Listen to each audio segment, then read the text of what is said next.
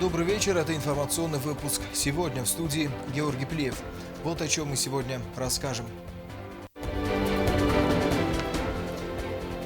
Анатолий Бибилов сегодня принял у себя участников первого российско-осетинского молодежного форума. Стихийные ливни сегодня ночью обрушились на город. Есть последствия.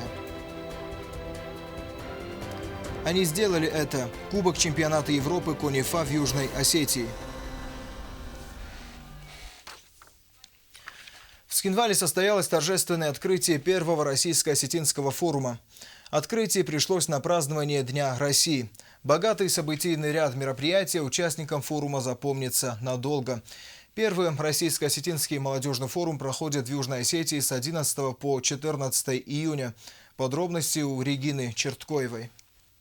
Сюжет лазерных изображений, рассказывающий об истории осетинского народа, концертная программа государственного ансамбля СИМ, видеоролик об участниках форума. Все это произвело большое впечатление на гостей. В зале Госдрамтеатра состоялось торжественное открытие первого российско-осетинского молодежного форума. Форумчан поприветствовала директор форума, заместитель председателя комитета по молодежной политике, спорту и туризму Валентина Катикоева.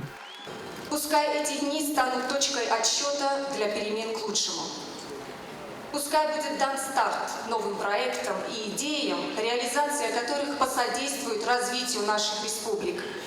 Пускай в эти дни многие из вас обретут друзей, найдут единомышленников, а может быть для некоторых из вас эти дни станут судьбоносными. Самое главное, что мы должны помнить, то что наша сила в единстве.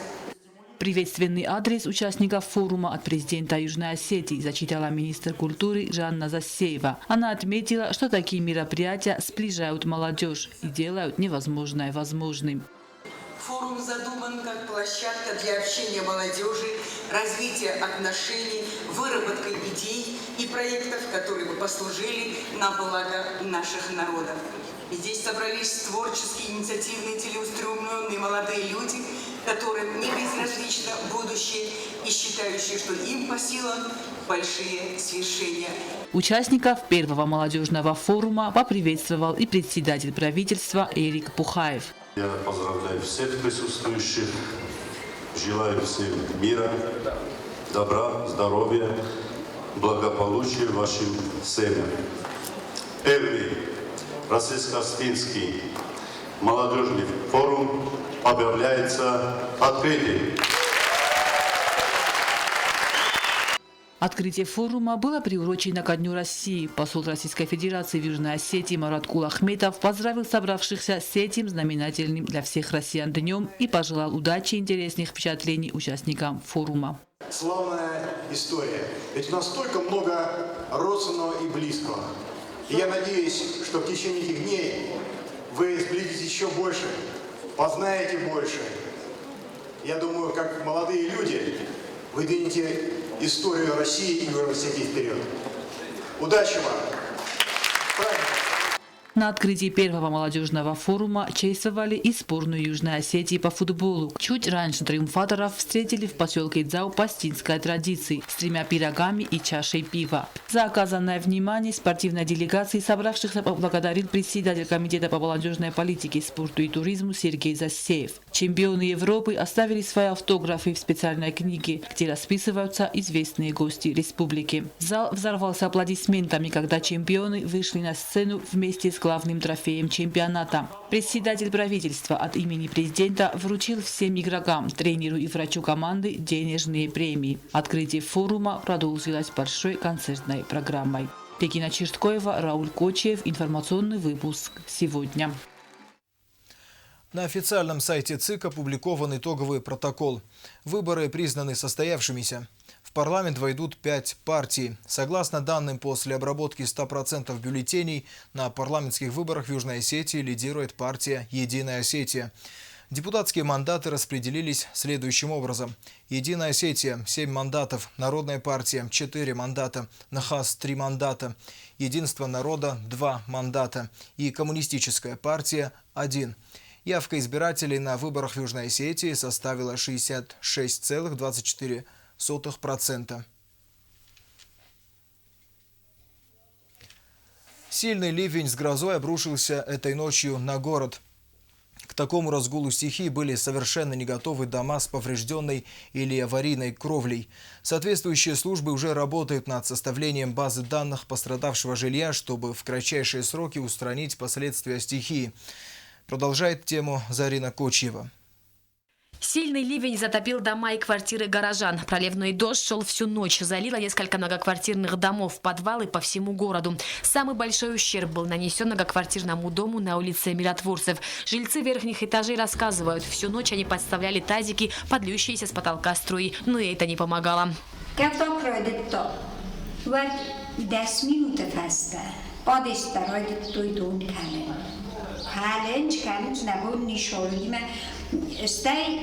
Sus fasta darto. Timo khutay kale من افتاروی تاج دستونش تصافت وام که دون کات تو یافته. من در بوزن من اول سال بودم شرنج ملک بود هست است. اخساس لبویا ویدرات هست خواست مکریشه کات تو یافته دون. Кровлю этого дома снесло ураганным ветром 25 мая. Тогда было собрано экстренное совещание. Президент дал поручение соответствующим службам в кратчайшие сроки устранить проблему. Тогда же сотрудники ЖЭК приступили к восстановлению кровли. Крышу дома ремонтируют капитально. Демонтировали старые балки и установили новые. Разобрали дымоходы, не функционировавшие долгие годы. На их месте сделают новые. قدر ما جيت صفة كلهم قستم ما رورست كنت مش خبر در ما دسون أوش اشترك عوضة فاستير جن عوضة من سخجرتن زيون الخاصة كعوضة بدون در سبسيد لفظ كان جستم مثلا فين جستم شي زيون مثلا الخاصة كعوضة ما شرجت كلام خاطر أفتح كيف كلهم قستم بيرن قط رورست كنتم المقدر ربلستم ما نقصت دكتور شونج И сегодня же с жителями многоквартирного дома встретился мэр Цхинвала Алан Кочиев. Он сообщил, что дал поручение соответствующим службам посчитать ущерб, нанесенный стихией, в кратчайшие сроки завершить кровельные работы. Колоссальную работу с минувшей ночи проводят сотрудники МЧС. Они откачивают воду из затопленных подвальных помещений. Борьба с последствиями стихии продолжается до сих пор. Диспетчерской службой приняты десятки звонков от жильцов, как от муниципальных, так и частных домовладений. В МЧС заверили, ни одно обращение не остается без реагирования. Составлены списки затопленных домов. Сотрудники МЧС обходят и ликвидируют последствия стихийного бедствия. Объем работ большой, однако до вечера планируют управиться. Зарина Кочева, Геннадий Мамитов, Александр Икаев. Информационный выпуск сегодня. Участников первого молодежного форума в Южной Осетии сегодня принял глава государства Анатолий Бибилов. Встреча президента с форумчанами продолжалась около 2 часов. Все подробности позитивного диалога у нашего корреспондента Розы Тедеевой. Глава государства, приветствуя участников молодежного форума, отметил, что мероприятие вышло за рамки российско-осетинского, став интернациональным. И это, безусловно, имеет сплачивающий фактор. Форум собрал представителей молодежи Осетии, России, Абхазии, Донецка, Луганска, Приднестровья и Нагорного Карабаха. Такого рода мероприятия влияют на молодежь в положительную сторону, дают возможность расширить круг дружеских связей, считает Анатолий Бибилов. Важно, когда молодежь, наше государство общается, когда мы понимаем проблемы, которые перед нами стоят, когда мы ценим те ценности, на самом деле, которые в нас впитали наши родители. Такие форумы нам дают основание и уверенность в будущем, что наша молодежь действительно воспитывается на тех патриотических, интернациональных принципах. И важность этого форума, я считаю, что это те знакомства, которые бы вам завтра позволили дальше взаимодействовать. Глава государства поблагодарил всех организаторов за грандиозное событие, которое, по его мнению, в дальнейшем будет только расширять свои рамки. Он пожелал участникам плодотворной и интересной работы. Руководитель российской делегации заверил, что это не последний форум. На будущее уже запланированы мероприятия. Хотелось бы в рамках данного форума сделать отдельную площадку по медиа, и хотелось бы, чтобы у молодежи была возможность приехать сюда и воспользоваться этой возможностью рассказать большему количеству людей об этом. И, то есть некий такой формат повышения туристической привлекательности вашего региона. Есть организации, которые уже изъявили желание наладить сотрудничество с юго-осетинской молодежью, в их числе волонтеры Победы. В планах проведения различных мероприятий к 75-й годовщине Великой Победы, в которых активное участие может принять и Южная Осетия. Я думаю, что это те предложения, от которых как раз невозможно и отказаться на самом деле, потому что они все фактически способствуют развитию молодежи, и вы определили все эти направления. Я думаю, что мы все эти проекты поддержим. Своими эмоциями о пребывании в Южной Осетии поделился заместитель министра по молодежной политике Донецкой Народной Республики. Он сообщил, что планируется подписание соглашения о сотрудничестве с Комитетом по молодежной политике, спорту и туризму нашей республики.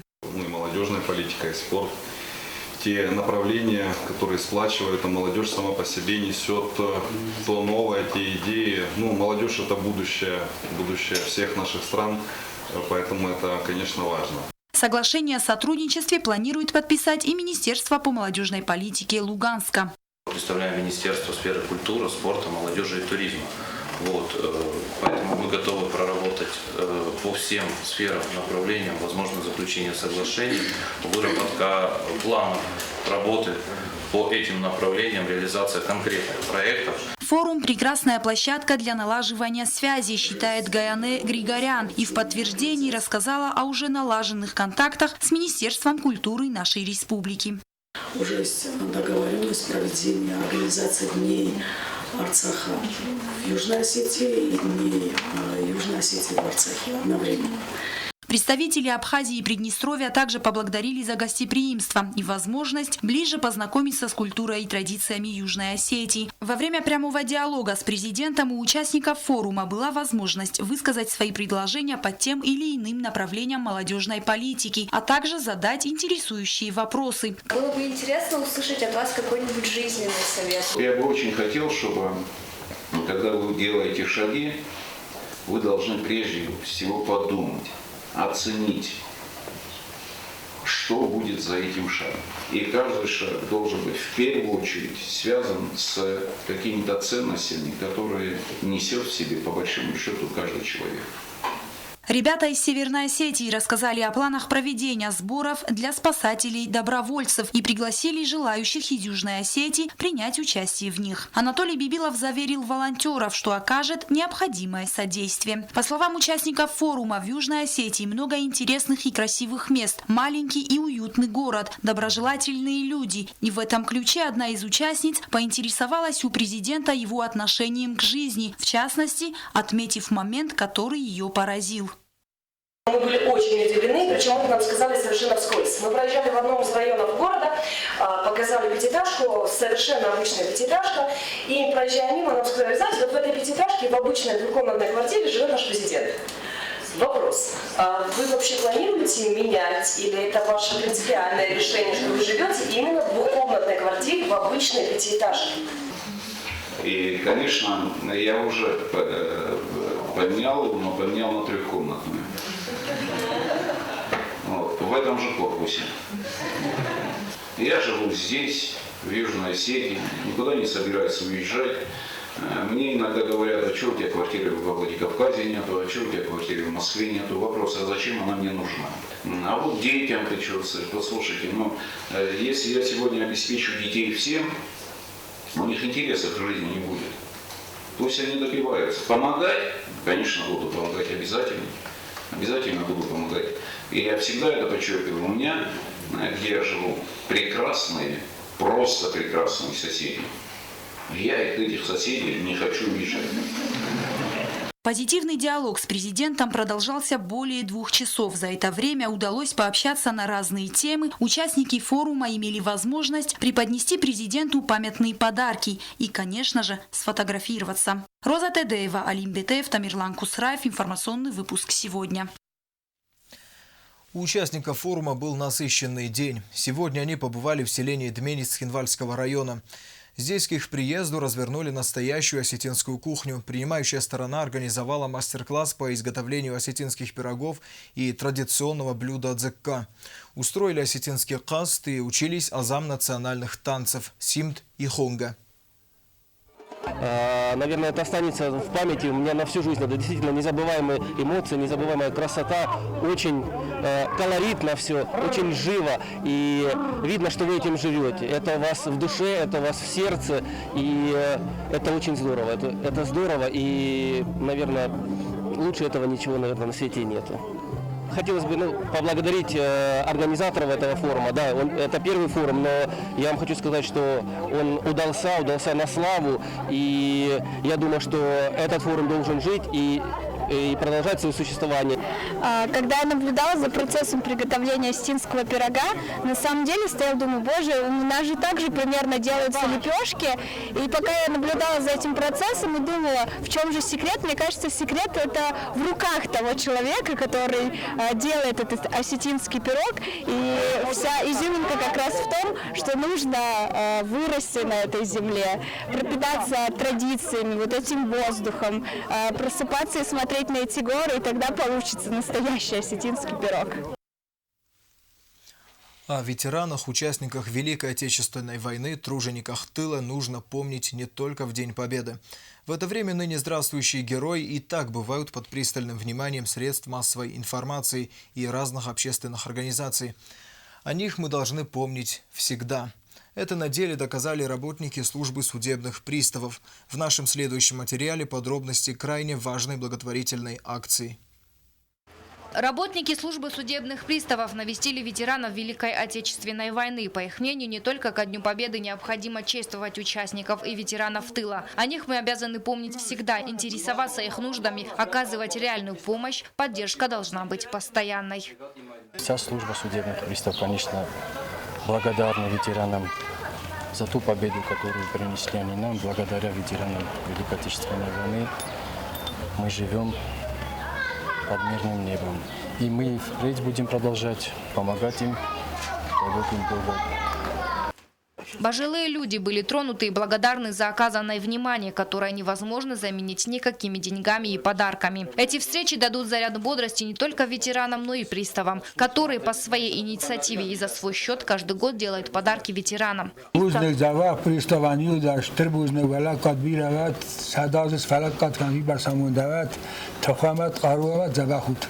В планах работников службы побывать у всех ветеранов и каждого порадовать вниманием. Агунда Губозова, Елена Газаева, Азамат Кудзев. Информационный выпуск сегодня. Сегодня в Госкомитете информации и печати состоялась пресс-конференция тренера сборной Южной Осетии по футболу Сослана Кучиева и руководителя Комитета по молодежной политике, спорту и туризму Сергея Засеева. Агунда Губозова в брифинге по итогам победы нашей сборной по футболу в чемпионате Европы по линии Конифа. Среди журналистов много любителей футбола, и они, конечно же, интересовались победой спортсменов не только как представители средств массовой информации, но и как болельщики сборной. Те, в свою очередь, делились своими эмоциями, рассказали о том, как их встречали в Арцахе. В ходе пресс-конференции председатель Комитета по молодежной политике также прокомментировал ситуацию с перестрелкой, произошедшей накануне в Северной Осетии. Я еще точно не знаю ситуацию, но могу сказать то, что, конечно, многим было обидно, что кто-то играет на ставках против своей команды. Я так полагаю, что это был вот ключевой момент. Но все-таки я их никак не поддерживаю, то, что они сделали. Подождем их, они приедут, и, соответственно, мы будем делать выводы. На вопрос, была ли вера в то, что команда выиграет и привезет Кубок чемпиона Европы в республику, Засеев подчеркнул, что они уверенно шли к победе. Я на самом деле получился фееричным, достойным любого чемпионата, я бы вам сказал. Верили ли мы в победу? Наверное, каждый внутри верил в то, что в свои силы. Эта вера упражнялась с каждой игрой. И качество игры, и уровень игроков повышался с каждым разом. Вторая игра просто утвердила, расставила все точки над «и», поскольку мы обыграли действующих чемпионов Европы, на момент сборную по Дании, которая считалась фаворитом турнира. После этого, в принципе, вопрос был решен. Сборная показала сплоченность и стремление к победе. Тренер Сослан Кучиев и руководитель комитета Сергей Засеев не захотели выделять кого-либо из команды. По их мнению, все игроки показали себя с наилучшей стороны. Но все же не могли не отметить большой вклад в победу вратаря команды Мухарбека Бураева и нападающего Ибрагима Базаева. Ну, если честно, выделять никому не хочется. Не хочу никого обидеть. Но так Бураев вытащил команду и после матча в полуфинале с Чамилей, так как отразил 2 удара. Также в финале, как вы все видели, спас команду уже. Хочется выделить опытного защитника, игрока, который играл в высшей лиге, был капитаном бессменным в Молдове Саратовске, Алексей Мульдаров. Ну, Бадраз Загурцев, конечно, тоже хочется выделить. Стал лучшим бомбардиром чемпионата Европы и лучшим игроком одновременно. Вот так, все ребята молодцы, всем большое спасибо. Все выходили и бились, как одна семья. Очень рад за всех и всех хочу поздравить еще раз с чемпионством, с кубком. Как подчеркнул Сергей Засев, поддержка президента сыграла свою роль в положительном исходе матча. Команда поверила в свои силы. Поддержка, всемирная поддержка, кроме всего прочего, он дал возможность каждому практически поверить в свои силы, сказать перед ним свое слово, что мы будем играть до конца, что было и, в принципе, проделано. Огромное спасибо ему за это еще раз. Хочу подчеркнуть, что без его поддержки, без финансирования с резервного фонда президента у нас бы не было возможности поехать на этот чемпионат Европы. Ребята рассказали о своих дальнейших планах. Сейчас поставлена задача пробиться на чемпионат мира 2020 года. В 2020 году, на будущий год, в Сомалиленд будет проходить чемпионат мира, будет проводиться. Мы, как вы знаете, общались с президентом. Я его уже озадачил тем, что вот такая возможность есть участвовать. Тем более, после того, как мы выиграли чемпионат Европы, у нас есть прямая путевка. На что президент, когда он приехал к нам в отель, еще раз подтвердил, что почему нет, наша команда может поехать туда. Но перед этим есть тот момент, что команде надо играть и, кроме всего прочего, привозить этот хороший футбол, качественный футбол к нам сюда в Осетию. Мы, в принципе, можем провести товарищеские встречи, товарищеский турнир какой-нибудь, или же на Кубок президента. То есть это можно варьировать сколько угодно с командами из ближнего зарубежья. В завершении пресс-конференции состоялась небольшая фотосессия. Агунда Губозова, Арнольд Харебов. Информационный выпуск сегодня. Ну а сейчас узнаем прогноз погоды на завтра.